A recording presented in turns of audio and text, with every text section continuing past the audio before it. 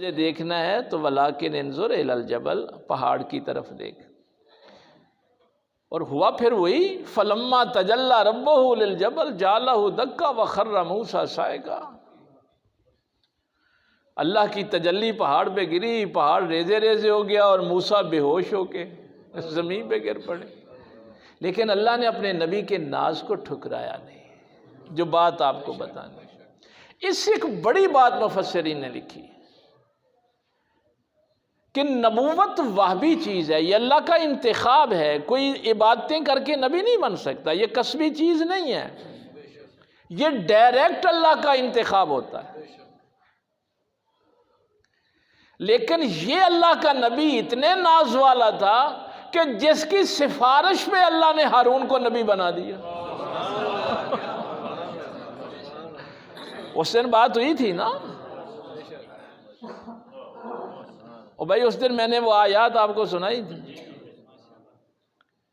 جس دن سرکار مولا علی کے متعلق گفتگو ہوئی تھی، وَاجْعَلْ لِي وَزِيرًا مِّنْ أَهْلِي، یا اللہ مجھے میری اہل سے وزیر دے، ہارون اخی اشدد بہ اذری، میرا بھائی ہارون میرا وزیر بنا اور اس سے میری کمر کو طاقت فراہم کر۔ تو مفسرین فرماتے ہیں کہ نبوت کبھی سفارش میں نہیں ملتی، یہ کیسا وجی کا اگر معنی، یہ وجی کا معنی ہے۔ ہاں کہ آپ ویسے تو آپ ترجمہ پڑھیں گے تو کہ اللہ تعالیٰ نے فرمایا کہ موسیٰ تو میرے نزدیک بڑا عزت والا ہے، وجی کے مفہوم کو آپ تک پہنچانا چاہتا ہوں کہ میری نظر میں تو میرے موسیٰ کی یہ عزت ہے کہ نبوت سفارشوں پہ نہیں ملتی، لیکن اگر میرا ناز والا نبی کہہ دے تو میں سفارش پہ بھی نبوت دے دیتا۔ وَكَانَ عِندَ اللَّهِ وَجِيهًا۔ ویسے یہ بات میں پہلی دفعہ آپ کو بتانے لگا، جب بھی کہیں کسی محفل میں، بڑی بڑی محافل میں، علماء میں، مشائخ میں جانا ہوتا تھا تو میرے حضرت صاحب قبلہ کے متعلق جو علماء، میں علماء کی بات کر رہا ہوں، جاہلوں کی بات نہیں کر رہا، تو وہ پہلا جملہ یہ کہا کرتے تھے کہ وہ شخص ہے جس کو اللہ نے وجی بنایا ہے۔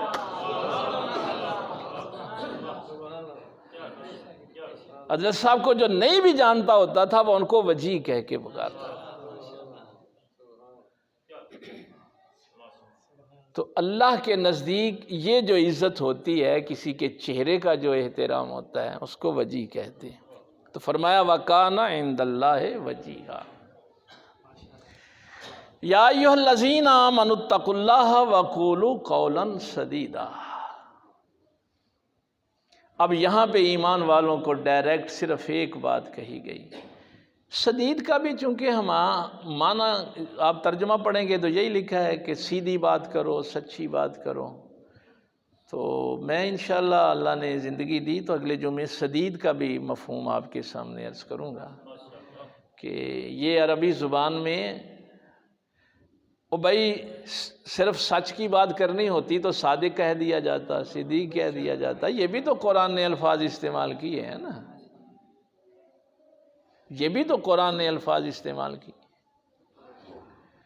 تو یہاں پہ یہ لفظ استعمال نہیں ہوا صادق کا، صدیق کا، یہاں پہ لفظ سدید استعمال ہوا ہے، تو اس کے ایک علیحدہ معنی ہیں وَقُولُوا قَوْلًا سَدِيدًا۔ تو یہ ایک بات ذہن میں رکھ لینا کہ پیغمبر کو جو سب سے زیادہ تکلیف ہوتی ہے وہ جھوٹ سے ہوتی ہے۔